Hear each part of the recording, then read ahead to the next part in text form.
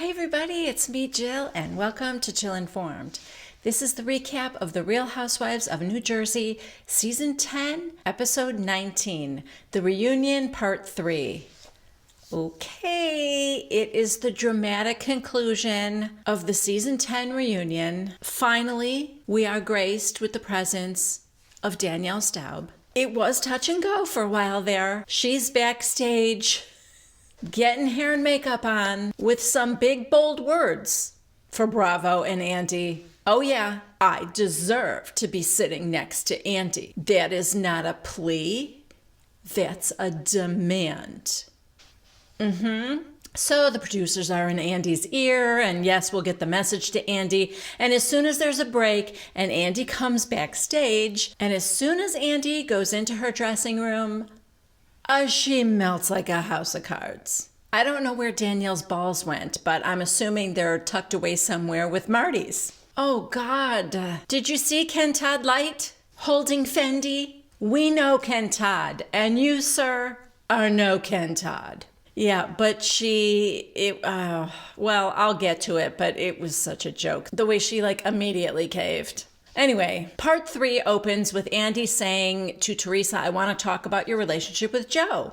And right away, Dolores chimes in and she said, I have a question for you, Teresa. Since Joe has been gone, has he spoken better to you? And Teresa goes, yeah, he's spoken better to me. The camera, of course, pans over to Melissa and Jackie, and they're like, no. It's not true. Andy asked her if Joe has ever thanked her. Oh, wait a minute. At first he asks her how much money she has spent on his legal fees. He's like, $2 million, and she's like, it was a lot. Over $1 million? Well, yeah. You guys, over $1 million. You know, listen, I would spend whatever I had from my own husband, so I kind of can't really fault her for that. Obviously, as an outside observer, it feels like a big waste of money.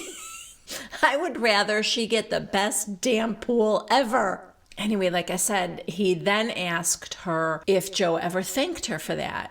And she said, yeah, but it's kind of like a backhanded compliment. Because then he says, if it wasn't for the show. Yes, let's blame the show. He wants to blame Teresa's desire for fame, her wanting to be on this show, and have a lavish lifestyle. I said this a long time ago. You're both adults, and even if Teresa wants all these things, if you can't afford them, you can't afford them. It doesn't mean you then engage in illegal, shady real estate dealings or whatever he was doing. His construction business or real estate business, whatever it was. You can't completely blame Teresa for wanting this lavish lifestyle. A lot of people might want that lifestyle. But because they live in reality, they can't get it, and they understand they can't get it. They don't do illegal things to get it. Sorry, you're an adult man. You didn't have to break the law because you desperately wanted to please your wife. If she was going to leave you because you couldn't provide the life she wanted, is that the kind of woman you want to keep anyway? I would want someone that loves me even though I can't give her the moon. But aside from that, this whole blaming the show, it is so obvious. He has no remorse for what he's done. He's simply angry that he got caught. That's it. Doesn't regret doing the crime, regrets that he got caught. Yeah, so that should make the appeal go really well. Dolores believes that Joe is going to come after Teresa's money. Teresa said, no, he's not like that. Oh, God, yeah.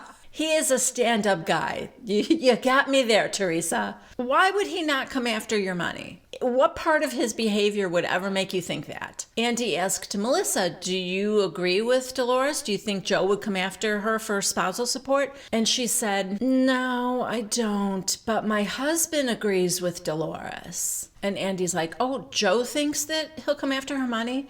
And she said, yeah, that he just wants her to stop dilly-dallying and get that divorce. Get it now. Because apparently right now, Joe is in the frame of mind where he's saying, I don't want anything from her. So yeah, I would lock that down immediately. Andy then calls Joe Gorga back out on stage to talk to him about it. And he asks him about that scene we saw earlier in the season. Teresa told her brother that Joe said she should move on. And Joe Gorga admitted that he never thought they had a great marriage. So Andy's asking him a little bit about that. And he said the exact same thing that he said back then, which was, I'm not getting involved in my sister's marriage. I didn't think he treated her the way she should be treated. But as long as she was happy, she believed him, I wasn't going to press the issue or get in the middle of that unless I thought he was physically abusive to her. She seemed happy, and if that was ever different, if she ever came to me and wanted my help, then yeah, that would be a different story. Then we see another clip of Teresa and Joe when they were on Watch What Happens Live with Joe via satellite in Italy. Everybody looked pretty disgusted. Many of the ladies thought that his behavior on that show was really bad. He showed no remorse. He seemed very cocky. We saw part of that clip when he said that, maybe when I see my wife, I'm going to say, you're too old for me now. Teresa didn't seem to notice any of that when they were on the show, and she thought that their banter or whatever was pretty normal. Probably was to her. Melissa said that when they were in Italy and she saw the scene of Joe Gorga just twirling his wine, she's like, oh my God, I just wanted to slap that wine out of his hand. Dolores, he's dying inside. It's just... maybe, but he still deserved to have that wine slapped out of his hand, okay? He was so furiously twirling it. I just think he was nervous, the guy hadn't been on camera in 4 years, so I don't know. It just seemed like a nervous thing he was doing. I still wanted to slap it out of his hand. Okay, now Andy kind of makes the point that I made earlier. He said, if I'm watching this clip and I'm from ICE, why would I even bother to try and turn this thing around for him? Yeah. You have an appeal still pending and you talk like that on camera. I don't think I delved into this too much, but when they were in Italy having that conversation, he was so lacking in remorse that he almost felt like set up in a way. This kind of thing happens all the time. Oh, yeah, this kind of thing happens all the time. But he said, yeah, this kind of thing happens all the time. And, to put me away like they did, he thought what he did was not that bad and he shouldn't have gone to prison for 4 years. It was so the opposite of somebody who felt remorseful and apologetic and understood what he did wrong and how he wouldn't do that again. It was a guy who was pissed, angry that he got caught, angry that he had such a tough sentence. There's no way that appeal's going through. Teresa said that she feels very bad for Joe because she thinks that he just didn't have that coddling and love growing up and that we're all a product of how we were raised. And she said, it's like he only knows one way, like the hard way. The camera pans over to Joe Gorga and he's kind of like, He looks disgusted. However, let me just say this. As Teresa is saying this, I feel kind of impressed that she has that level of insight. You know what I mean? She's actually connecting the dots between how he was raised and that this is the man that he's become. I don't know, and I mean this in the nicest way, it just feels like an advanced thought for Teresa. But don't get me wrong, I don't think anybody should be cutting Joe slack. Now we get into the cheating rumors, and we see a lovely montage, starting with your favorite scene and mine, the winery. This was 2012, I think. Everyone's at a little table outside, and Joe has gone off to make a phone call. Still mic'd, of course, because, these are all mental giants here. Whoever he's talking to, he says, here comes my bitch wife. And then calls her an effing C word. I've said this before, but I think it was really a point of no return for a lot of us. that no matter what he did or said from that point on, even when he was sweet to her or kind, or if he had like a nice scene with his daughters, I think from that point on, none of us were ever gonna be Team Juicy Joe. It was kind of over for us. After that scene, the montage moves on to 2015, one of the reunions, Jacqueline going after Teresa and Joe and saying, oh, come on. You told me yourself that you walked in on him with someone on his desk in his office. 2016, we see Kim D. You know, this season could have used a little Kim D. You know what? Kim D and Danielle, they should team up. Come back next year as a team. Make them full cast members. I always thought that Kim D deserved full cast member because, God, she worked hard at being a villain. And I appreciated that. I mean, I could not stand her, but I could appreciate what she brought to the table. I like a hard worker, even when they're working for the other side. So Kim D was saying to Dolores, come on. Either she's delusional or she really doesn't know. All the rumors, and then you see even like a little headline of Joe Giudice stepping out with all these different women. For those 11 months that Teresa was in prison, Joe appeared to be doing quite a bit of dating. I don't know. It's just, you know, part of me thinks, could he be that dumb that he would be like out in public with these women? And then another part of me says, well, yeah. After the montage, Teresa said that what Jacqueline said isn't true. If I ever actually caught him cheating, I would have left him.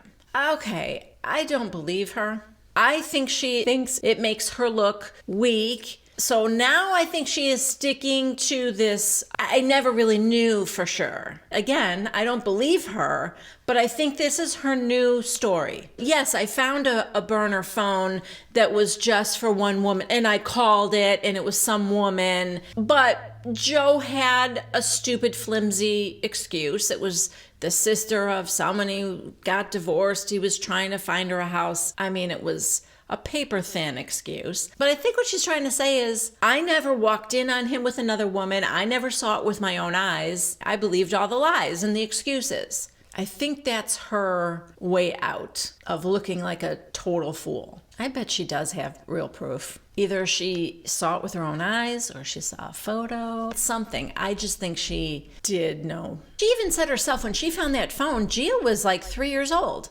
And she had just left her job. So I don't think she felt super able to leave him. And if she is as shallow and money hungry as we think she might be, then that would not have been an option for her. I don't have a job. I'm going to take my 3-year-old and move back in with my parents and get a job to support me and my daughter? No. I'll just pretend it isn't happening and keep living in a big house. Andy asks Joe Gorga if he believed the cheating rumors, and after an excruciatingly long, dramatic pause, he said yes. And then Teresa's like, you never told me. And he goes, no, I didn't. I didn't tell you. I didn't tell Joe. I was staying out of it. Andy asked Teresa if she thought that Joe's appeal would go through, and she said no. The chances are not very good. And it breaks my heart from my daughters. And she's, I think, genuinely tearing up. People are passing tissues all around. What can I say about this? It's sad.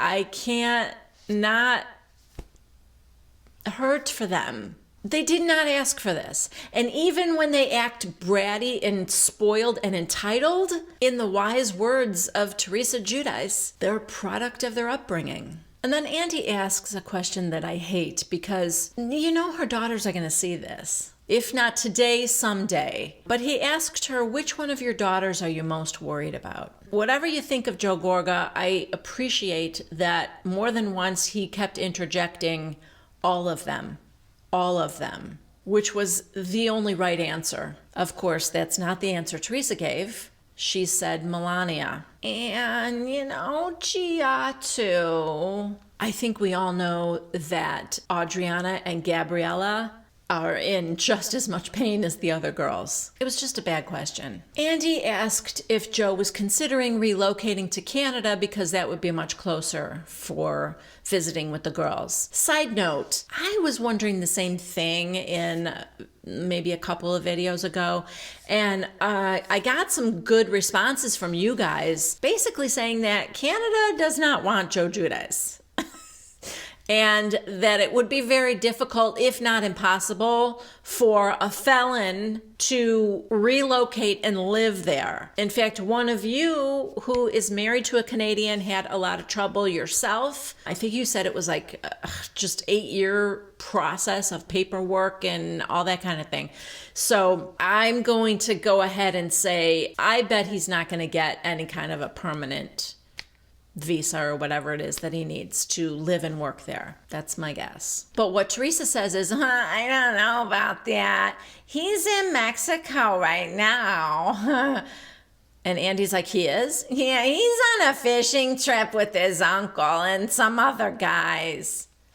Oh, I think we know about that little trip. Wasn't it in Mexico that all the bikini-clad ladies were all over Joe in the cabana? He definitely behaves like a man who is, awaiting the results of his final appeal. Idiot. So Andy goes, where did he get the money for that trip? And Teresa said, well, he works. And Andy goes, he does? What does he do? Well, I don't know, because I don't like to get involved. Yeah, right. Come on. Why didn't she just say that his uncle paid for him to go? Then she tells us that Joe always wants to go and start businesses with her. He wants to go into business with her. And everyone's like, no, do not sign any papers with that guy. Andy finally asks Joe Gorga if he agrees with Dolores that Joe's going to come after her money. And he said, yeah, I told her to get the divorce today. And then Dolores comes up with an excellent point. She said, I just think, let's say you get a boyfriend today and you start a new relationship. That's gonna change everything. And it's gonna really piss off Joe. He could be spiteful. And Joe Gorga's like, yeah, that's right.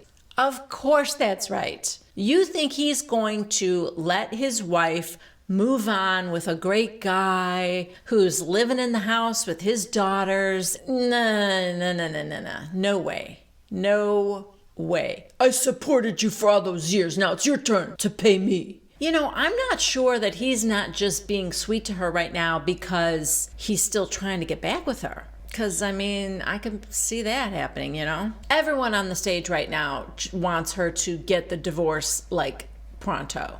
All right, so now we cut for a break and, Melissa's asking for water and Teresa wants a touch up on her makeup and hair. And this is when Andy goes backstage to talk to Danielle and Marty. It's just funny, you guys. You can almost as he's approaching the door, you can hear her inside. I'm an OG. I want to sit next to Andy. And if I can't, that's fine. I can walk. And then, hello. And then it's like, hi, Andy. Oh, God. He goes, so what's going on here? Well, I need to be heard. And he said, yeah, that's why you're here. So what's the problem? And she said, last time I couldn't hear you at all. And I want to sit next to you. And he goes, you couldn't hear me? No, because every time you addressed me, that trout mouth wouldn't stop talking. Andy goes, well, here's the thing. I can talk louder. I couldn't hear you. That's the funniest thing almost that she said. Like the whole time she was on last year, she couldn't hear Andy. So he goes, well, here's the thing. I can talk louder, but I've got Teresa on one side of me and Margaret on the other. I'm not going to put you next to Teresa because last time you were near each other, I got pushed. And I'm definitely not going to sit you next to Margaret because there was hair pulling and water poured. Danielle, then move her to the end. Andy goes, is that what this conversation is about? Danielle, it's about I deserve the respect as I'm leaving that I had when I came in. Andy goes, okay, well, here's the thing. I'm not going to put you next to Teresa, and I'm not going to put you next to Margaret. I just don't want to do that, and I will make sure that you get heard. I want you to go out there and feel like I said what I needed to say, and I do feel like you can do that from sitting anywhere. So just think about it. We're ready to go. It's your call. I hope I see you out there. Yep. She's not getting the Vicki Gunvalson treatment, is she? Although, now that I think about it, I wonder if that wasn't just because Vicki was friends with Shannon, Tamara, and Gina, who were all on that side of the couch, and they might have all said, we do not mind moving down. But yeah, Danielle doesn't have anybody, not one single person on that stage, on either couch, that is friendly with her right now. And I should have known this, but the next thing you know, Danielle is waiting in the wings. But you guys, she was not even on the end of the couch. He had her in a chair. Somebody just pulled up a chair. It's like, oh my God, it was such a slap in the face. Oh, I mean, it was funny. She didn't even make it on a couch. What was it that Vicki kept saying? Oh, I'm going to be on the end of the couch like a little lap dog. I think they would have sooner put Fendi on the end of the couch than Danielle. It was, it was funny. But anyway, she's standing in the wings, and before she comes out, Andy is talking to Margaret and Teresa about their relationship.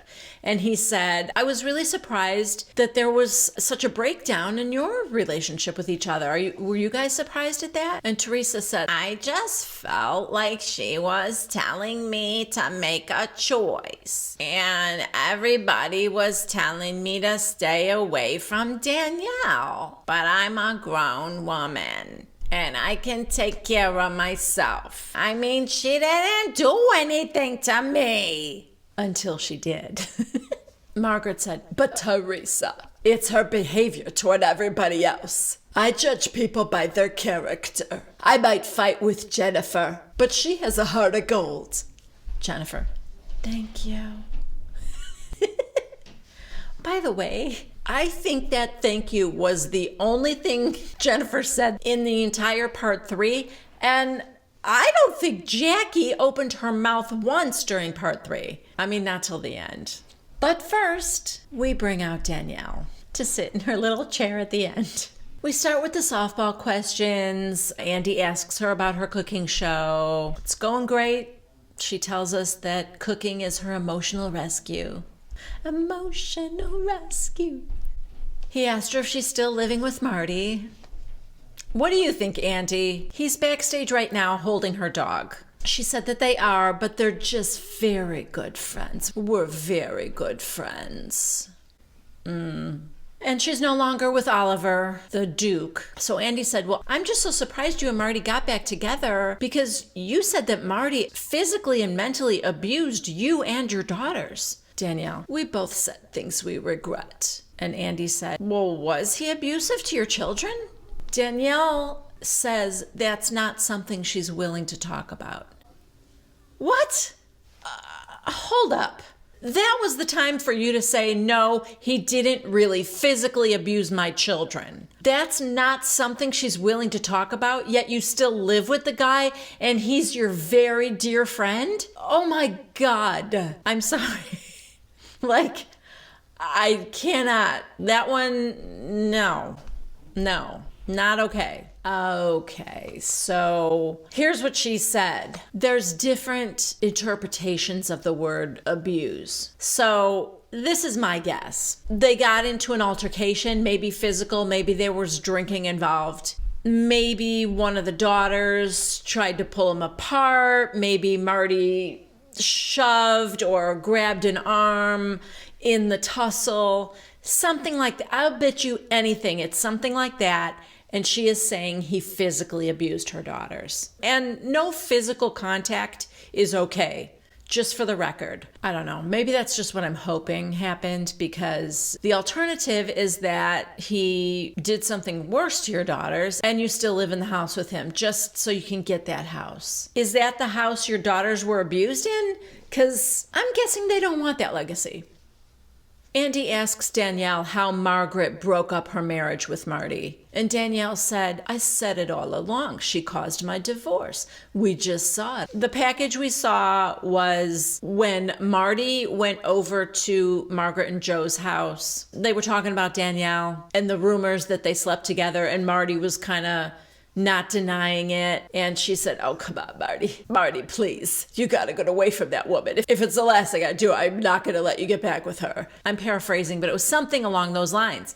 So Danielle is citing that as proof that she broke up their marriage. And Margaret is like now getting incensed. That was after you were divorced. You were already with Oliver at the time. Danielle says she doesn't understand why that's important. Margaret's like, what is wrong with you? You're saying I broke up your marriage, and I'm telling you I didn't say that to him until after you were broken up. Margaret's like, you were divorced already. This is Danielle's response. No, you don't get to say when I got divorced, Margaret. When you got divorced, I would think that would be like easy to fact check. I don't think it's something that's open for interpretation, right? Maybe the divorce wasn't final. I don't know, but that was weird. We move on from that to a viewer question asking Danielle why she was quitting the show. I didn't say I was quitting the show. I said I was resigning. Okay. And that's different how? Margaret goes, what are you resigning from? You don't have a job here. And she goes, 12 years. You've only been here for 3 years, Margaret. Margaret, 12 years? What show have you been on for 12 years? Now, to be fair, she is an OG, but to Margaret's point, she's been off the show for many years. I don't know if she came back as a full-time cast member at some point, but in any case, it was not 12 solid years, you know? Andy keeps trying to move on. The question is for Teresa. You spent the entire season defending Danielle. Are you sorry you did that now? Teresa. Well, I mean, yeah. The others are looking at her like, are you really hesitating? And then she said to Danielle, you proved everybody right. Back from the break, we get to see the whole hair pull scene again. We have a scene at the pool party. Teresa, it's still so good. I hope they don't show this. And all the cameras around her, and then her knocking all the solo cups down and storming off. Andy then reads a question to Margaret from a viewer saying, you didn't deserve to get your hair pulled, but don't you think you provoked her by pouring the water? Margaret, I shouldn't have pulled the water. I had a feeling she was going to do something violent. And I was right. No, you didn't. I mean, I'm Team Margaret, but if you really thought she was going to do something violent, you wouldn't have poured the water. The water was, to me, a knee-jerk reaction. She got up in her face. Some of you guys say that she chest bumped Margaret. I can't speak to that because I didn't see physical contact, but she got like inches from her face, in her face, with the comment about the titties. So, it was a split second after that Margaret grabbed her water, poured it over her head. That to me is a knee-jerk reaction. Not okay. Not condoning it. Don't get me wrong. Not okay. Don't touch somebody else. Don't pour anything on anybody else. Not okay. But do I understand an immediate knee-jerk reaction to something? More than 20 minutes went by and now I'm going to do something, or 10 minutes went by, whatever. Yes, I think there's a difference. In one way, somebody took an action when they were out of control. That's how I feel. They lost control of themselves and took an action. When it happens 10 or 20 minutes later, that's premeditation.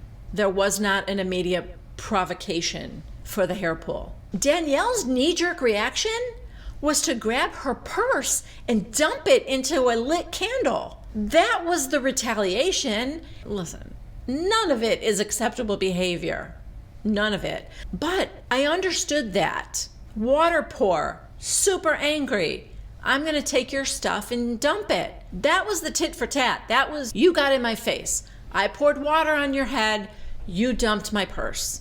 That was what I think was the knee-jerk reactions to each other. Done. Much time goes by, and then she pulls her hair violently. That's a huge difference. So for the viewer to say, yes, you shouldn't have gotten your hair pulled, but don't you think you provoked her by pouring the water? I would say no if I were Margaret. I would say I provoked her to dump my purse contents into a lit candle. You want to know what provoked her to pull the hair? Stephen Dan. Margaret and Danielle do the cross-talking again, split screen again, because they're both yelling at each other. For Danielle, it goes back to Cabo, maybe before. The part of this now that I think is kind of interesting and almost makes me have some kind of feeling inside for Danielle. It was Danielle saying to Margaret, the only story you tell about me is the wrong story. Margaret calls her a loose cannon. Danielle said, you're the reason I react to anything. Margaret's like, oh my God, you assaulted me. And she shows no remorse. So Andy asks her, are you remorseful? She said, no, I'm not, Andy. For 2 years you came after me, Margaret, and you knew. She said Margaret knew every time she called her a prostitute, she knew how much that hurt her. And she said to her, and I also told you what the name Beverly meant to me. When somebody tells you what it's like as a child to be triggered, you don't get to say I'm a loose cannon and end it at that. And I just thought, this is also a woman who is a product of her upbringing and her life experiences. We all are, right? And I think Danielle's life was hard. I don't know, guys. I'm just saying that if she did confide in Margaret and tell her like what Beverly means to her and personal things, and Margaret, flippantly calls her Beverly at the reunion, or it just feels like a pretty low blow. We move on to another viewer question for Teresa, asking her how she can justify assault when all Margaret did was pour water, which doesn't hurt somebody physically. Teresa, I don't justify assault. Margaret, you told her to pull my hair. Teresa tells us that she got caught up in the moment and she made a mistake. I made a bad choice. Oh my God. Then she turns to Danielle and asks her why she would do that. Maybe because you said do it. But she tells Danielle she doesn't understand why she would do that because she had it done to her by Jacqueline's daughter, Ashley. And you even brought a mannequin to the reunion. Oh, God. And we get to see that clip, and yeah, she did. So then Andy said, oh, well, there was a tweet from Jacqueline Larita, and it says, it's interesting to me that Danielle Slob prosecuted my 18-year-old daughter for pulling her weave when she, as an adult, ripped out Margaret's hair in a tantrum. God, I hope Margaret brings a mannequin head to the reunion to demonstrate the attack and sue her ass. And then there's like a laughing emoji. Danielle said she did it because she was physically hurt and she went to the hospital. Margaret is staying quiet, but I'm wondering why she's not saying, I went to the doctor and had whiplash. Teresa claims that I must have had my back turned when she did it because I think that if I saw how violent it was that she pulled Margaret across the room, I wouldn't have defended Danielle like I did. We get a little clip showing us the hair pull, and Teresa is looking straight at it. Sorry, Tree.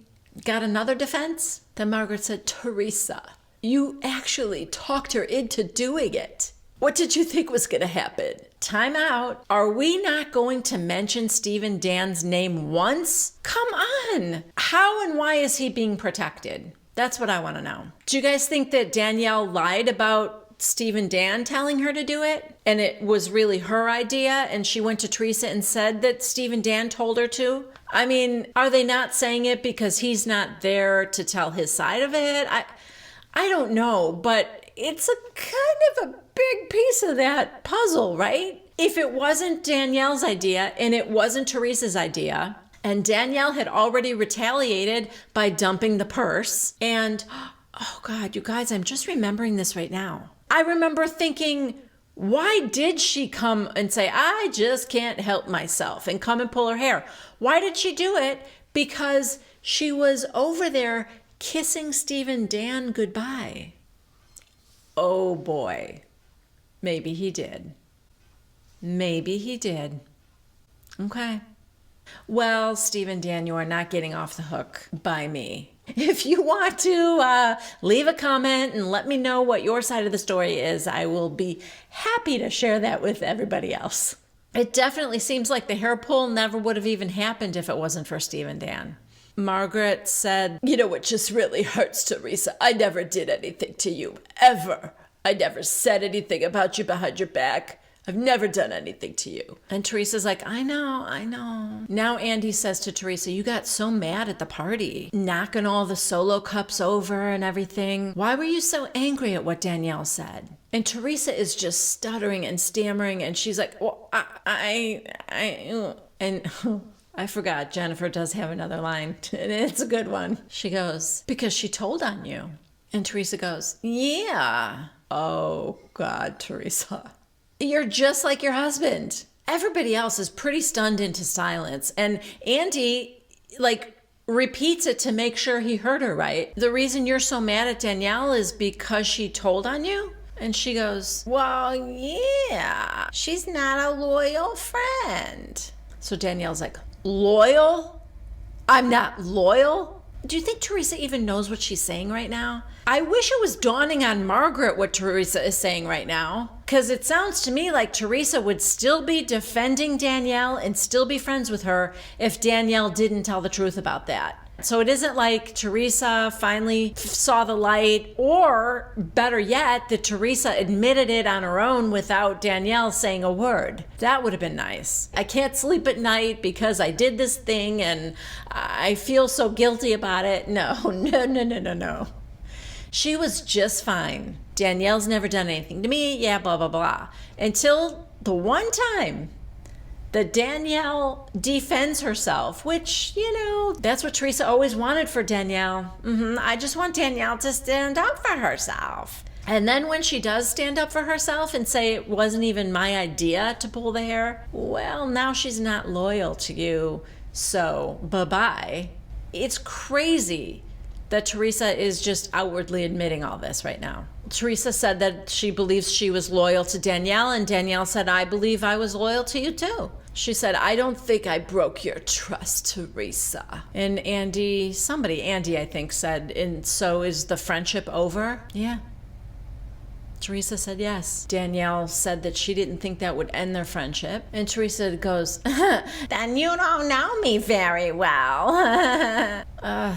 Why does anybody want to be Teresa's friend? Could anyone answer me that?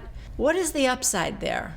The next segment makes me kind of sick because Andy asks Margaret if she will ever forgive Teresa, and she said, well, we just saw the episodes on TV, my family and I, and we could not believe what happened, and we couldn't believe Teresa's part in it. And after it aired, I just kept expecting Teresa to pick up the phone and call me, and she never did. And Teresa's like, no, I didn't. I'm sorry. And she did keep saying that, and she got up and she went over to Margaret and helped Margaret stand up, and they hugged for a long time, and Margaret says there's a lot of love there. And I don't know, guys. I don't know if Margaret is not processing the fact that if Danielle never told the truth, Teresa would still defend Danielle and be friends with her. Are you getting that, Margaret? She's not sorry for what she did. She's sorry she got caught. It's a huge difference. I don't know. Danielle looks kind of sickened. And it's time to say goodbye to her. Andy wishes her well. And he said, I have a feeling this isn't going to be the last time we see you. And she goes, I have that feeling too, Andy. Oh, God. So you didn't quit or resign? Come on, man. Maybe he means that her cooking show will take off. And maybe it will. Who knows? I think George and Martha are getting a kick out of it. I've never seen it. Oh, speaking of Unkind TV, have you guys been watching their live feeds? They are doing them almost nightly, maybe every night. They share personal stories. It's really fun. One of their commenters asked Martha to do an impression of me. And I thought it would only be fair to return the favor. I am going to do an impression of Martha doing her impression of me. Okay. Doing Jill might be a little hard, but there is one housewife name that we say a little bit differently. She says Jackie. Jackie. Okay. That was me doing Martha doing me. I mean, she went very, very easy on me, guys.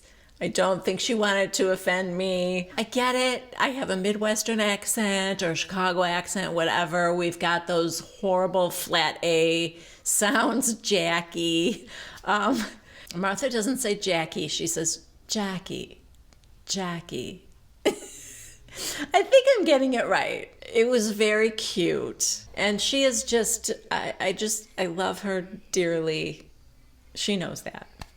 Anyway, so this final segment is the ladies were all asked to pick one item that reminds them of New Jersey and put it in a time capsule. We start with Dolores, and she is putting a romance novel in there that is indicative of the long love that she has for Frank. And she says, it's the X without the sex. So she puts that book in there. These aren't going to be good, guys. Just prepare yourself for that. Jennifer brought her Sorry Not Sorry t-shirt. Why? I mean, look, I'm glad the thing's going to be buried, but whatever. Margaret is adding a pigtail wig. You know, if it's something to remind them of them, then that one wasn't too bad. If I were Jennifer, I would not want to be remembered for that t-shirt, though. It's not like Sorry Not Sorry is going to be a phrase that is going to hold up for 10 more years. God, I hope not. And then Jackie, because of her eating disorder, she brought a box of donuts, passed out a donut to everybody to eat right then and there. And then, like, the few that were left in the big box with the greasy wax paper and that she kind of crunched the box up to put in this time capsule. I mean, look, guys, I know it's not really going to be kept in there for 10 years, but like, ew. And also, you want to be reminded of your eating disorder? That's the thing. I don't know. The only thing worse than that is Melissa's, because Melissa doesn't have a storyline. Melissa should have put one of her frozen eggs in there. Melissa wants us to believe that she, and not the producers, came up with these like index cards of Jersey phrases like forget about it and use and down the shore. Yeah.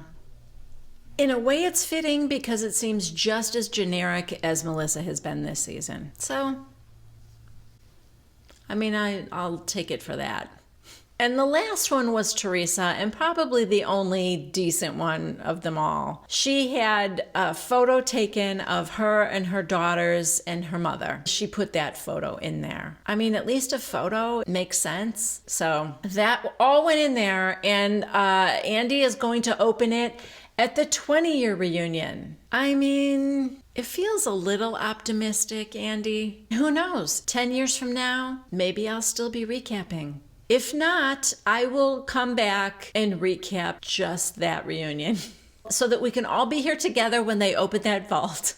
All right, guys. Thank you for joining me, for being with me on this journey. All the times that you comment, I love it. I love to hear from you. If any of you have not yet subscribed to Jill Informed, I would love for you to do that. I would also love for you to click on the bell icon that notifies you to every new video I post. Please give this particular video a thumbs up if you liked it. If you watch Vanderpump Rules, you can still find me over there recapping that. If you're not into it, I hope you will come back and join me when I start recapping New York City, and then I think just a few weeks later, Beverly Hills. I think there's some pretty interesting new cast members and also some interesting little storylines that we need to get to the bottom of. So I hope you join me for those too. Thanks again, guys. Please stay home as much as you can right now. It's important to the health of all of us that we do our part. Wash your hands, stay safe, stay in as much as possible. I love you guys. Thanks. Bye-bye.